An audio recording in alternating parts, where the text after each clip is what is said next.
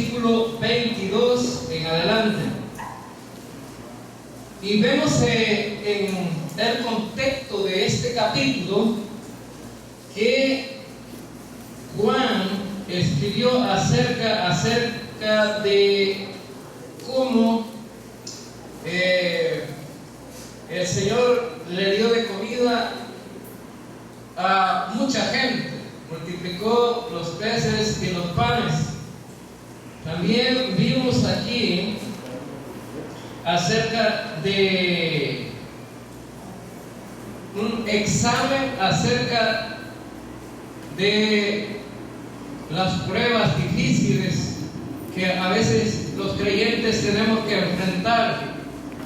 Y vimos acerca de los discípulos dentro de una barca que iba pues dentro del mar, y una tormenta, ¿verdad?, fue la que les asustó. Y después de haber visto los milagros, después de haber visto quién era el maestro y quién era el que los guardaba y protegía, dudaron, no pasaron el examen. Y Jesús les tuvo que decir: hombres de poca fe. A veces la fe puede fallar en los creyentes.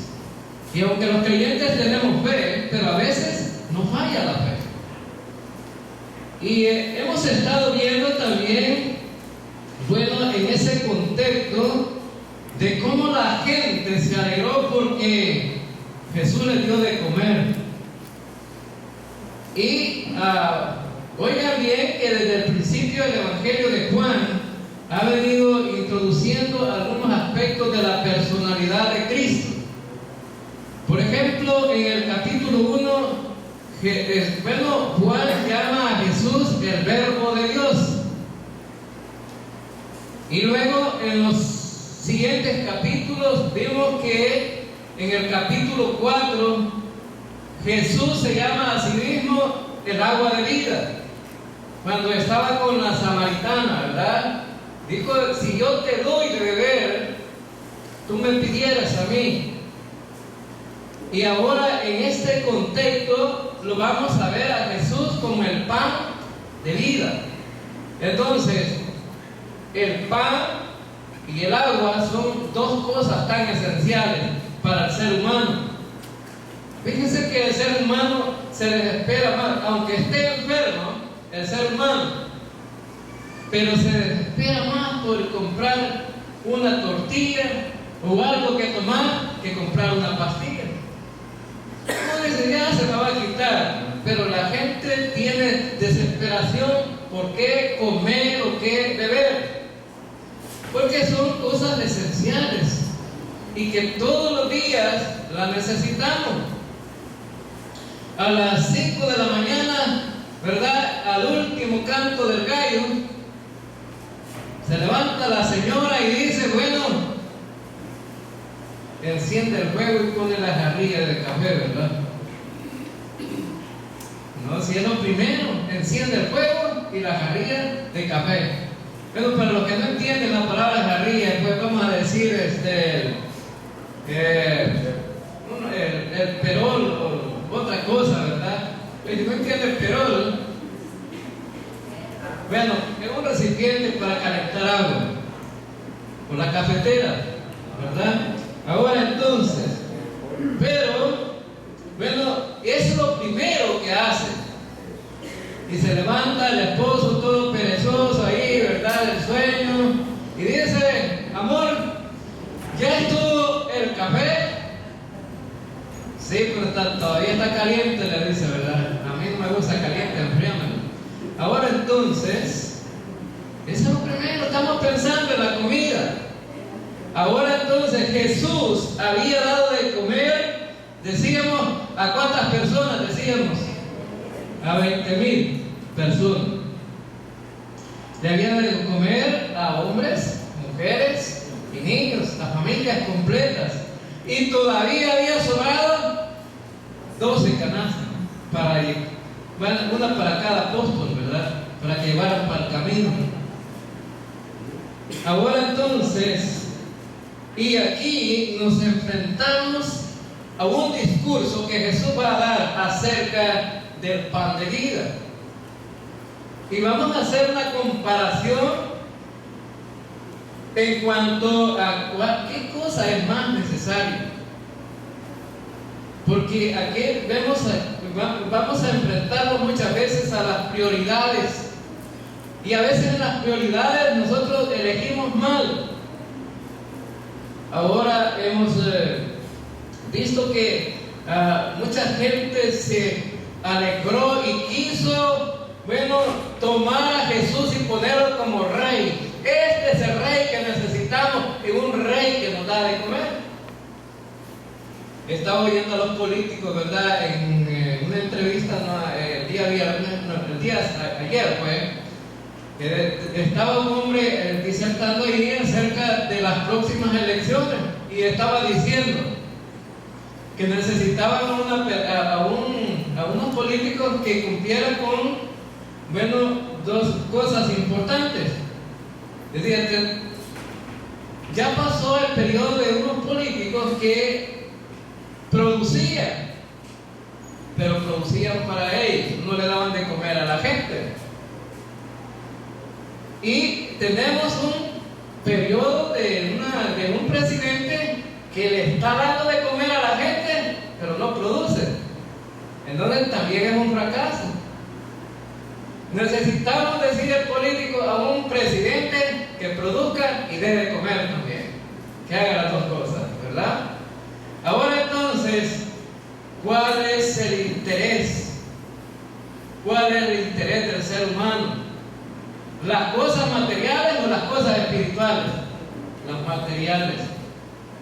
El ser humano está interesado en que pueda tener siempre lo material y las demás cosas salen sobrando. Ahora entonces, y Jesús va a hablar de estas cosas en este pasaje. Y dice el versículo 22, el día siguiente la gente que estaba al otro lado del mar vio que no había habido allí más de una sola barca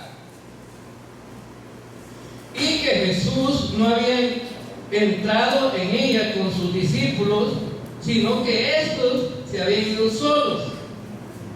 Pero otras de las barcas habían arribado de Tiberias junto al lugar donde había comido el pan después de haber dado gracias el Señor.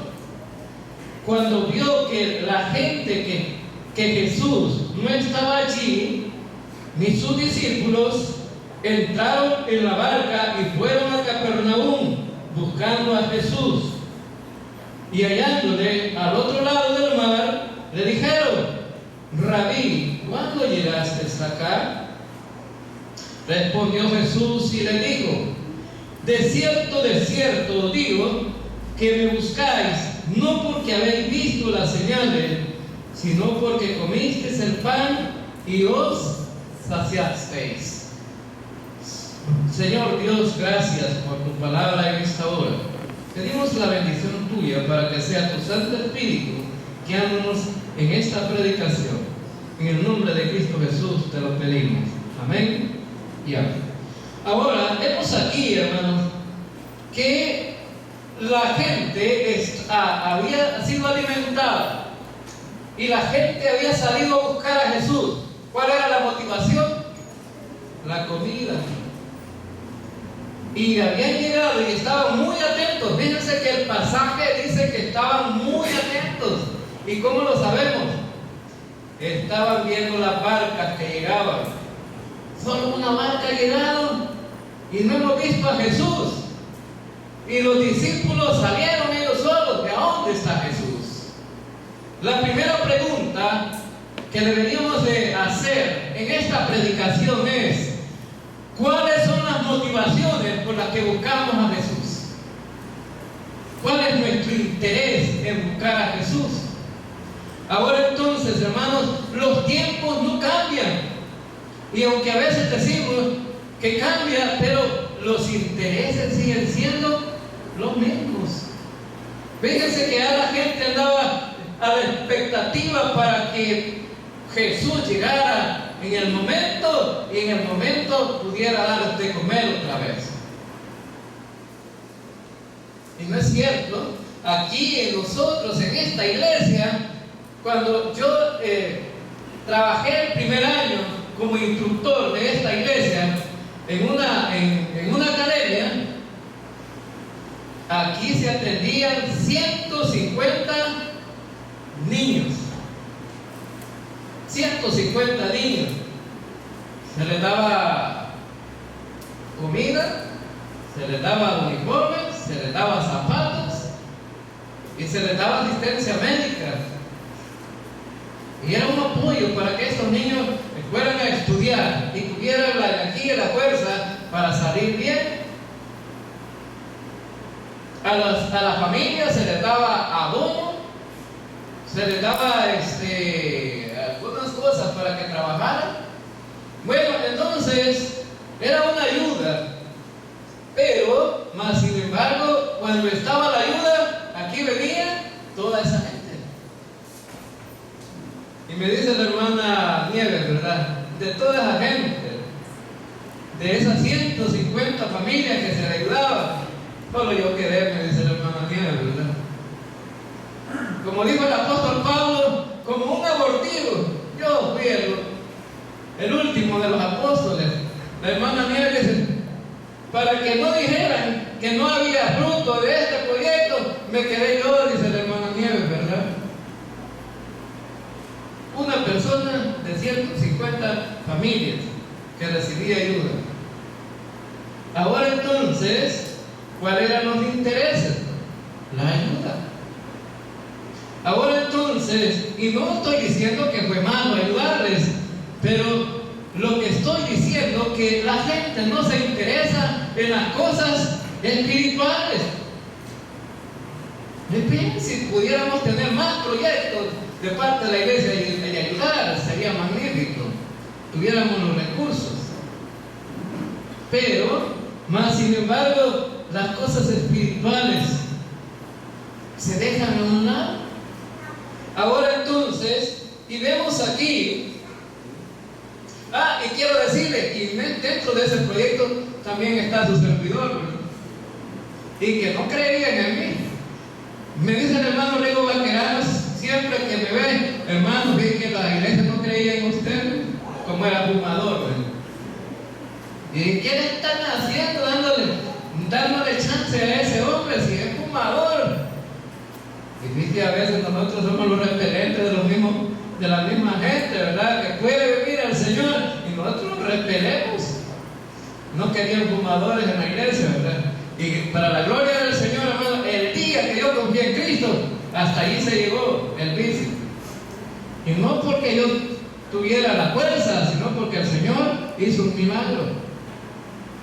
Hizo un milagro. Ahora entonces, y vemos aquí, y me imagino yo, me ponía a pensar cuando estaba leyendo el pasaje, ¿cuáles serían los nombres de estas personas? A lo mejor estaba Juancito, Paquito, Pedrito, y bueno, los nombres, ¿verdad? Ahí conocidos de aquel entonces, que por los calendarios nos hemos puesto nosotros también, ¿verdad? Ahora entonces, decía, mira Juancho, mira cuando venga la barca, no te vayas a descuidar. Si miras a Jesús, me avisas, ¿verdad? Que viene Jesús. ¿Y qué pasó? No, hombre, si no ha venido Jesús. Hombre, dice, y ya está bien tarde, mira, ya va a ser hora del almuerzo. No ha venido Jesús. No, hombre, aquí lo que nos toca es vamos a la barca y vamos a buscarlo a ver dónde está él, pues. Si lo esperamos aquí, a lo mejor no va a llegar y nos vamos a perder el almuerzo. Y entraron a la barca y se fueron a buscar a Jesús. Ahora entonces, y dice que cuando llegaron donde estaba Jesús, le dijeron, Rabí, la palabra Rabí significa maestro.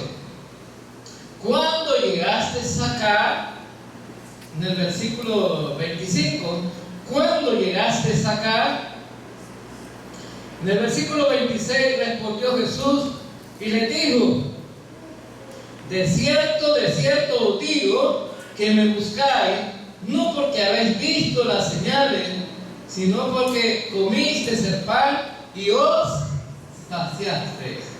Ahora, hermanos, tengamos cuidado, hermanos. A veces digo, tengamos cuidado, no vamos a dañar a las personas, tengamos cuidado. Miren, Jesús fue directo aquí, ¿verdad? Entonces, un señor se enojaba con los nietos, ¿verdad? Allá de mi pueblo. Yo siempre cuento las anécdotas de mi pueblo.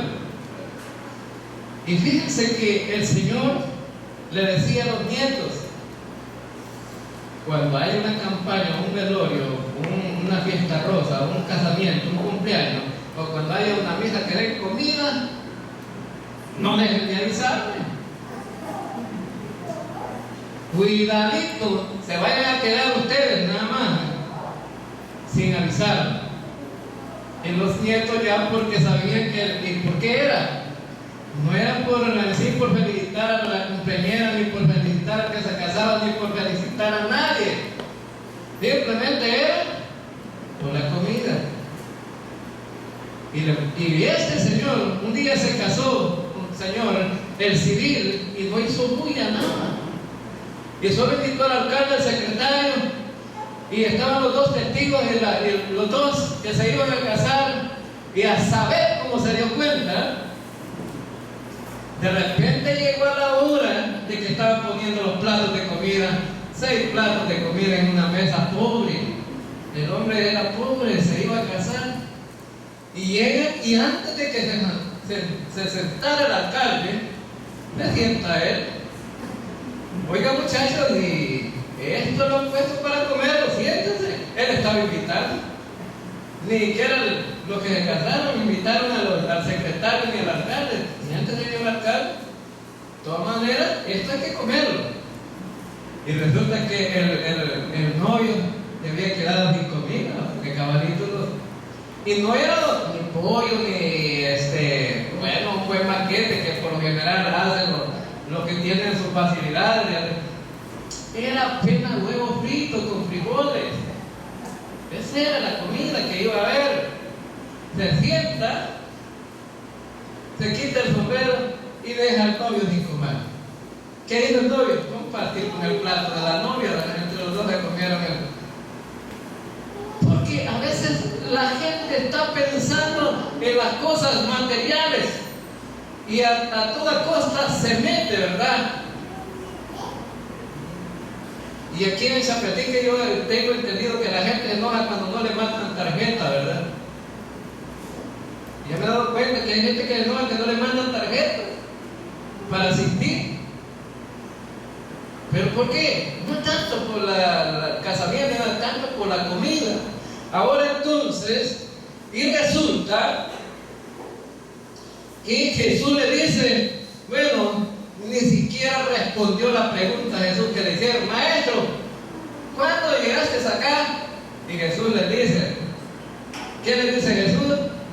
Bueno, le dice: de cierto os digo que me buscáis, no porque habéis visto las señales, sino porque comisteis el pan y os saciasteis. Ahora, ¿cuál es la importancia aquí de este versículo? El Evangelio de Juan, vamos al capítulo 20 del Evangelio de Juan. Capítulo 20 del Evangelio de Juan.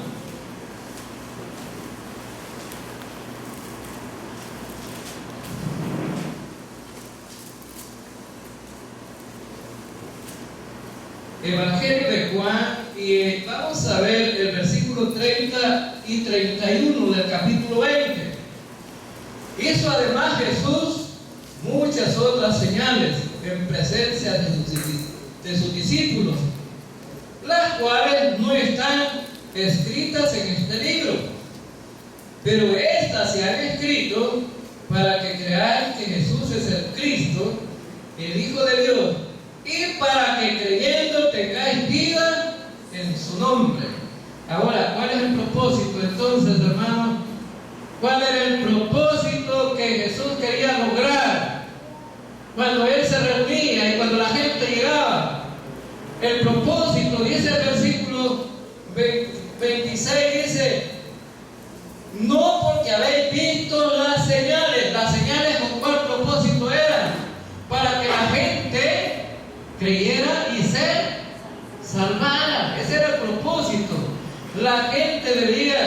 O sea, en otras palabras, las señales era motivar a la gente que el que había llegado era el Cristo, el Hijo de Dios, el que venía a libertar, el que venía a salvar. Pero no estaban enfocados en eso. No era su motivación salvarse. Y entonces estas señales, ya habían visto señales. La primera señal, que habían convertido el agua en vino. La curación del hijo de un general del ejército. Luego, bueno, la sanación de un paralítico. Y ahora había recién multiplicado los panes. ¿Qué más señales? Para que una gente pueda creer, tener temor hacia el Señor, para que pueda glorificar al Rey de Reyes y Señor de Señores. Era suficiente las señales. Y a veces nos pasa eso hoy en día también. Recibimos los milagros del Señor y todavía a veces estamos ahí con la duda, ¿verdad? Ahora entonces, pero más sin embargo, dice Jesús, me buscáis no tanto por las señales que he hecho, para centrar en el propósito en sus mentes, de que cuál es la motivación que debe de tener cada uno. Es seguir al Señor, confiar en Él, ser salvo y tener la vida eterna. Esa es la motivación esencial y debería de ser en todos los tiempos, en todas las generaciones y toda la raza humana. Esa debe de ser lo esencial. Ahora las iglesias están llenas.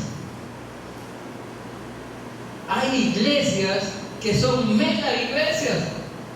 Y cuando les digo de mega iglesias, bueno, aquí en El Salvador ya tenemos megas iglesias, ¿verdad? Allá en San Salvador hay una iglesia que reúne, bueno, los domingos hasta 5 o 6 cultos, y los que llegan son 5,000 personas en cada culto a veces. Ahora entonces, y resulta que hay una iglesia, pero que no le está predicando la sana doctrina. No están enfocados realmente en los intereses de Dios, ni de su Cristo, sino que están enfocados en qué pueden recibir,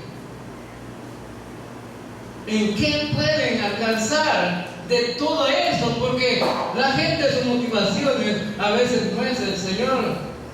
Y ahora, para motivar a la gente ahí, se le está diciendo que el Señor le va a dar dinero, le va a dar plata, casa nueva, le va a dar carro nuevo, le va a dar, bueno, esas son las motivaciones. Fuera de pobreza. Y es más, predican, estos predicadores dicen que el que no estrena cada rato y se pone zapatos nuevos a cada rato, no es hijo del Señor. Y aquí este que tienen enfrente, pues dejaría de ser hijo del Señor, ¿verdad? Si lo calificáramos como por cuánto estrenamos o cuántas cosas nuevas tenemos. Ahora entonces, vemos aquí que Jesús le dice, no es realmente, no están enfocados en lo correcto. Y este debería ser el aprendizaje nuestro. Hermanos, debemos de estar enfocados en cuál es la voluntad de Dios. Pero a las motivaciones a veces es retorcerle la mano a Dios para que Dios diga, ya soltame pues, voy a darte lo que querés. A veces queremos hacer con Dios así, ¿verdad? El hermano explicaba en el estudio anterior de que a veces, ¿verdad?, nuestra motivación es que alcanzamos también, que logramos. Y le ponemos condición al Señor. Si me haces esto, yo soy también un seguidor fiel tuyo. Y delante de Dios decíamos que somos gusanos. Delante de Dios no somos nada. Ahora entonces, 11, y vemos aquí que dice, en el versículo 27, trabajad no por la comida que perece, sino por la comida que a vida eterna permanece, la cual el Hijo del Hombre os dará, porque a este señaló Dios el Padre. Ahora en este versículo tropiezan muchos también. Este versículo dice, trabaje no por la comida que perece. Ya ven, dicen algunos que entonces para tener la salvación hay que trabajar. Y este versículo tiene dos partes importantes. Ahora, él dice, bueno, ustedes se esfuerzan por tener comida todos los días, por beber todos los días, por sustentarse todos los días con cuestiones o comida física, para saciar las necesidades físicas. Por eso se esfuerzan todos los días. Y si vemos, hermanos, que eso es una gran verdad, ¿verdad? Vemos ahí que los trabajadores van para abrir trabajos buena mañana, uno para un quehacer, otro quehacer, y toda la gente motivada ahí va para su trabajo, para suplir sus necesidades materiales. Y empiezan las fábricas, las empresas de comida, empiezan todo el mundo trabajando en lo que le toque para ganar algo. Pero dice el Señor, ese es el esfuerzo que ustedes hacen por eso. Ahora dice el Señor, deberían de trabajar por otra cosa. Ahora no quiere decir que el Señor nos manda a estar de chotos a cada uno de nosotros, hermano. No quiere decir eso. Necesitamos trabajar.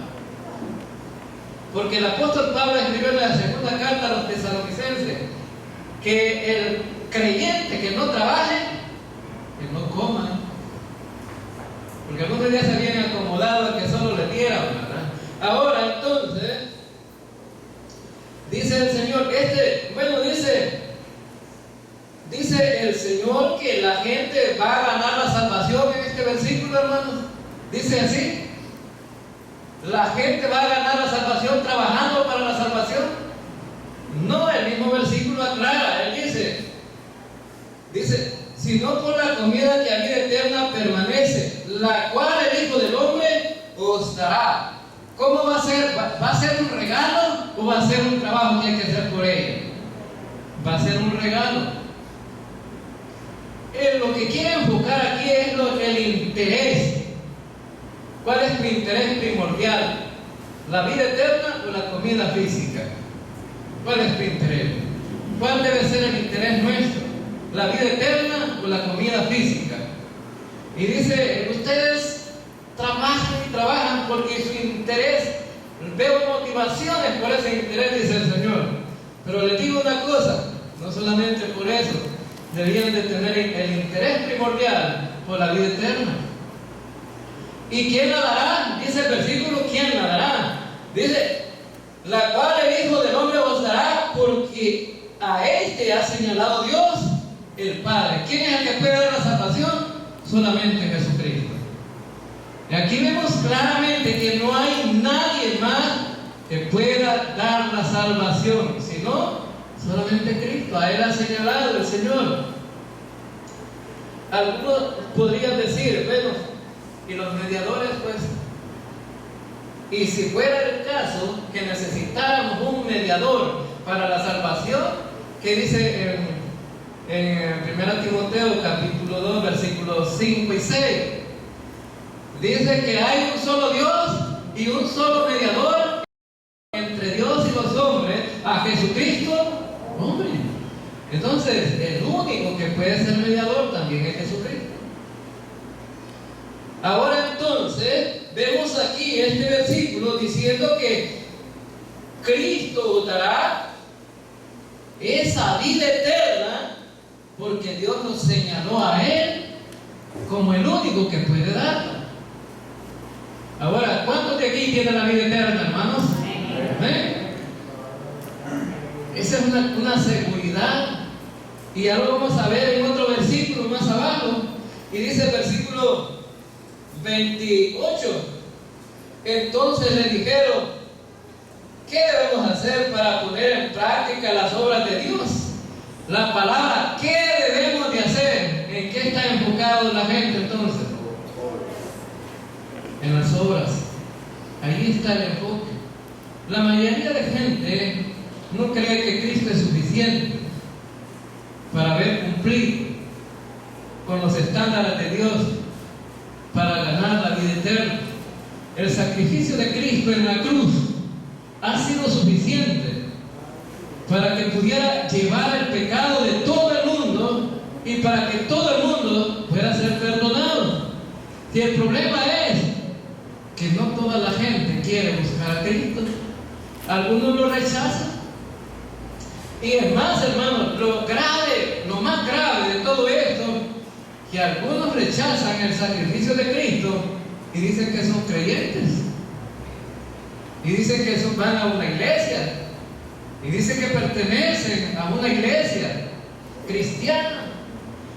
Y lo grave de eso es que no aceptan que Cristo venció en la cruz todas las cosas que era la barrera entre Dios y el hombre.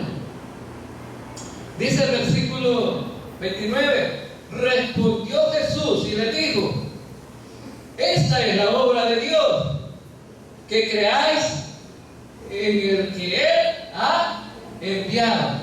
Ya ven, dicen otros, cuando no se lee bien este versículo hay que leerlo correctamente. Ya ven que hay que hacer obras, dice la gente. ¿Y cómo es que se lee este versículo? Esta es la obra de Dios. ¿De quién es la obra? De Dios, no es la obra del hombre. Esta es la obra de Dios.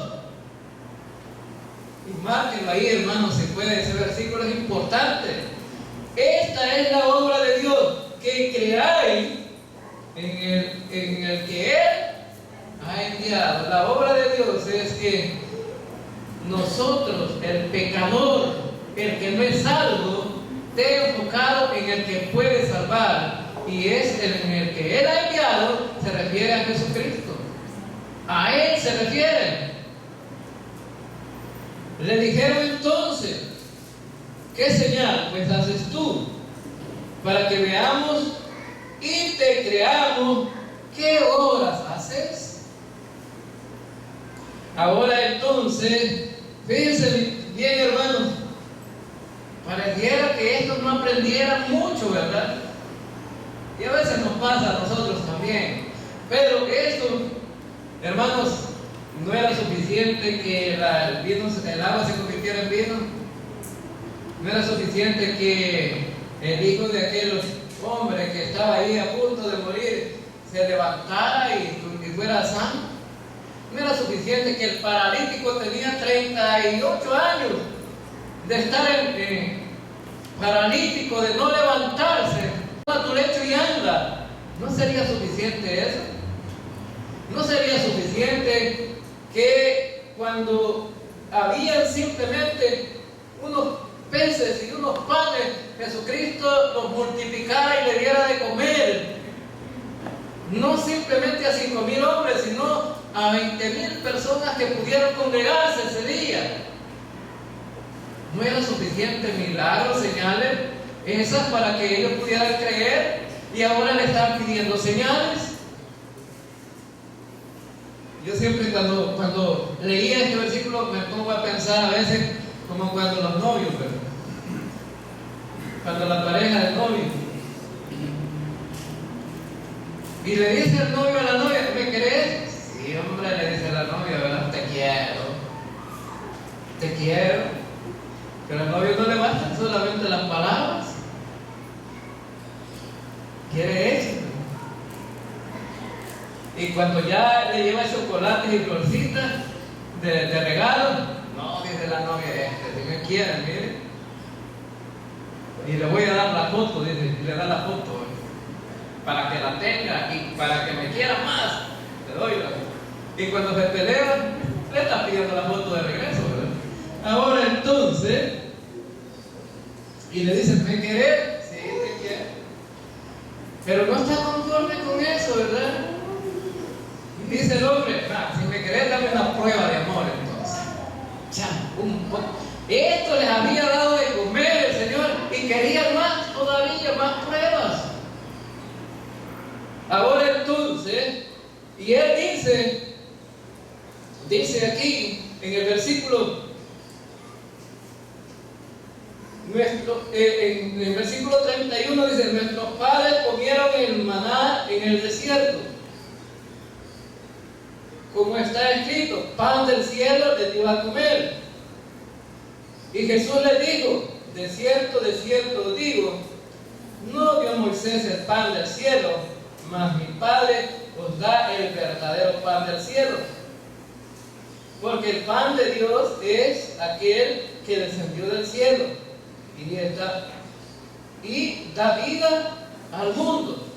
Ahora entonces, ellos estaban diciendo: mira, si querés demostrar que tú realmente es el que Dios ha señalado para dar la vida eterna, entonces, fíjate, te vamos a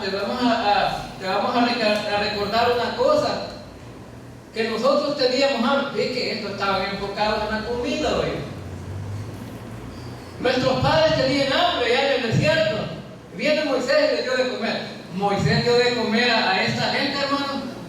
No, fue Dios quien le dio de comer. 40 años anduvieron ahí, vuelta y vuelta, comiendo maná. Ahora entonces, y ellos querían demostrarle a Jesús que si era superior a Moisés, entonces sí iban a creer en él.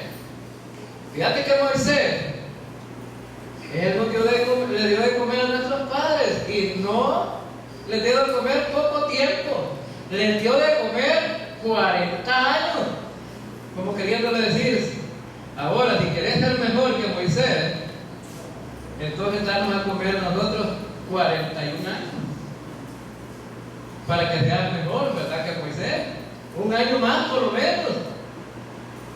O sea que estos tenían gran interés en comer, ¿verdad?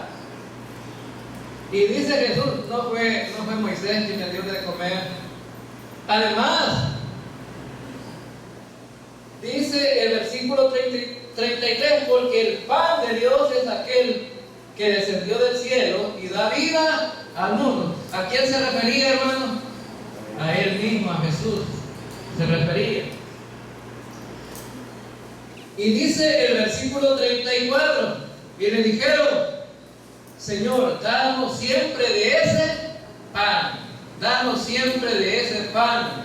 Ahora, ¿pero de cuál pan estaban hablando ellos aquí? Estaban hablando de la comida que todos los días comemos, hermano, en el almuerzo, el desayuno, almuerzo y cena. Estaban diciendo ellos: no, dice si nos da ese pan que no se acaba, fuera problema.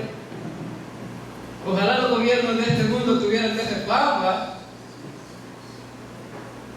que no se acaba y que no tuviera problema la gente por comer. Pero ellos dijeron: danos siempre de ese pan. Pensaban que era comida física, material, ¿verdad? La carne asada con el chirimol, ¿verdad? Lo mediodía en punto y con una Coca-Cola, 4 tortillas. De eso estaban pensando ellos. ¿No creen ustedes? Fue en la cena, ¿verdad? Un poco de requesón con tortilla tostada, untada en la tortilla de requesón, y luego una taza de café, ¿verdad? ¿Para qué más cena? Ya algunos vayan a encargar requesón para la tarde. Ahora entonces, ¿qué más suficiente? Pero ellos no estaban pensando en lo que Jesús les estaba ofreciendo. Jesús les dijo: yo soy el pan de vida. El que a mí viene nunca tendrá hambre, y el que en mí cree no tendrá sed jamás. Ahora entonces Jesús estaba ofreciendo otro tipo de comida, y esa es la comida que nosotros tenemos ahora, y por eso tenemos garantizada la vida eterna. Amén, hermanos. Tenemos la vida eterna. De esa comida que está hablando el Señor. No está hablando de la comida de los frijolitos o el pedazo de queso con tortilla. No está hablando de eso. Está hablando de ese sacrificio que Cristo hizo en la cruz. Porque algunos intérpretes de la Biblia dicen, a veces no me parece lo que la Biblia dice, como que fueran vampiros, ¿verdad? Tomando sangre, comiendo carne. No, este es un sentido figurado, en el cual nos lleva a pensar en el sacrificio de Cristo. De eso está hablando Jesús. El que cree en ese Cristo que murió en la cruz, ese tiene vida eterna. Y no va a tener ya más hambre, jamás, ni más sed. Porque está garantizado entonces que la salvación y la vida eterna es algo permanente, algo que no se puede perder, algo que usted tiene asegurado si ha confiado en Cristo. Ahora entonces, Él dice, nunca tendrá hambre, y el que en mí cree no tendrá sed jamás. Ahora entonces, ¿cuál es lo único que puede hacer un ser humano para acercarse a Dios y para tener esto que Jesús ofrece? Simplemente creer, confiar en Él. Ahora entonces, y dice el versículo 36, mas pues os he dicho que aunque me habéis visto, no creéis. Creía la gente, creía esta gente que andaba detrás de Él en Jesucristo, hermano, no creía. No sé, porque el interés de ellos no era la vida espiritual, no estaba centrado en lo que realmente podían encontrarse en Cristo, no estaban centrados en lo que Cristo ofrecía. Es igual a como cuando pasa un mendigo, ¿verdad? Pidiendo, y él tiene su propio interés, o como cuando pasa un borracho pidiendo por la casa también. Pasa un borrachito por la casa, nosotros ahí en la casa le ofrecemos tortillas o comida. No, dice que yo la moneda quería. O sea que el interés de ellos no era comer o tener algo para sustentarse, sino una moneda para ir a comprar licor. Y a veces pasan algunos gente pidiendo, bueno, y uno les da una fruta, una comida, no, que yo una moneda quería. Entonces ya tiene su propio interés. Ahora entonces, y esto Jesús le está ofreciendo la salvación y la vida eterna, pero su interés no era ese. Y dice, ¿por qué? ¿Cuál es la razón? Porque no creen en Jesucristo, no creen. Y él dice el versículo 37, dice el versículo 37, todo lo que el Padre me da, vendrá a mí, y el que a mí viene, no le echo fuera. Ahora, hermano, todo lo que el Padre me da, vendrá a mí. Es decir, Jesús le está diciendo qué es lo que está asegurando Jesucristo aquí: la salvación y la vida eterna. Todo lo que el Padre me da significa todo aquel que decide confiar en Cristo.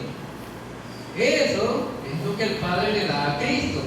Todo aquel que ha decidido confiar en Cristo es lo que el Padre le está dando como un regalo a Cristo. Pero Cristo en respuesta dice a eso: todo lo que el Padre me da vendrá a mí, y el que a mí viene no le echo fuera. El que a mí viene no le echo fuera. Ahora entonces, hermano, significa que si usted ahora es un hijo de Dios, ha confiado en Cristo, ha ido hacia Cristo, Él nunca dice que lo va a rechazar, nunca lo va a dejar, no, nunca lo va a echar fuera. Ahora, la palabra aquí, sobre todo la palabra, todo lo que el Padre vendrá a mí y el que a mí viene, no, le he dicho fuera la palabra no. Esta palabra no en el griego, cuando lo leemos en el griego, no simplemente significa no, sino que significa no, nunca, jamás le echaré fuera. Es una promesa maravillosa, hermano. No, nunca, jamás le echaré fuera. Entonces está asegurando que la promesa es una verdad que no se puede deshacer. El Señor está diciendo que si nosotros hemos confiado en Él, nunca nos echará fuera. Hay un serio problema también en la vida de las iglesias hoy día. Hay iglesias que tienen seguridad de su salvación, hermano. No. Hay creyentes que dicen que no están seguros de su salvación. Y hay gente que se atreve a decir, creyentes de años, de 20 o 30 años, se atreven a decir, nadie está seguro de la salvación. Si el Señor quiere, vamos a ser salvos. Y si el Señor no quiere, vamos a ser condenados. Y algunos que están esperando hasta el juicio del trono blanco para ver si el Señor les da un chance allá de salvarse. Si los pecados pesan menos que las buenas obras, a lo mejor el Señor nos deja entrar allá. No hay tales esperanzas, no hay tales promesas. La promesa es esta, hermano. Dice el Señor, el que a mí viene, no le echo fuera. Y no es suficiente eso, hermano, para confiar plenamente y no ir con esa carga que a lo mejor voy a perder la salvación. Es lo mejor que nos ha podido pasar a los creyentes, porque si les aseguro que si fuera por nuestras acciones, nunca seríamos salvos. Versículo 38. Porque he descendido del cielo no para hacer mi voluntad, sino la voluntad del que me envió. Versículo 39. Y esta es la voluntad del Padre, el que me envió, que de todo lo que me diere no pierda yo nada, sino que la resucite en el día postrero. Hermano, ¿qué podría perder Cristo? Nada. ¿Cuánto podía perder Cristo de los creyentes? Nada. ¿Cuántos creyentes se van a perder? Ninguno. Porque Él dice, lo que el Padre me ha dado, nunca lo voy a perder. Estoy seguro, dice el apóstol cuando escribió esto, que todo lo que el Padre me ha dado, yo no perderé nada, dijo Jesucristo. Y la palabra, bueno, si entendemos la palabra nada, ¿qué significa, hermano? Nada.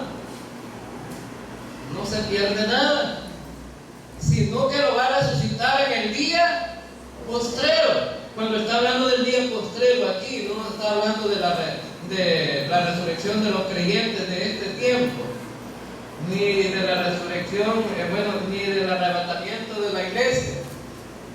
Porque aquí, hasta este pasaje todavía, estamos en el Antiguo Testamento.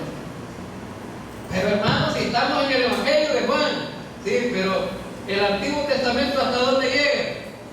Hasta el sacrificio de Cristo. Es decir, la ley llega hasta el sacrificio de Cristo. Hasta ahí llega. Entonces, y aunque estamos leyendo un libro del Nuevo Testamento, significa que aquí todavía Cristo no había muerto. Y Él dice, no voy a perder nada. Es decir, le resucita en el día postrero.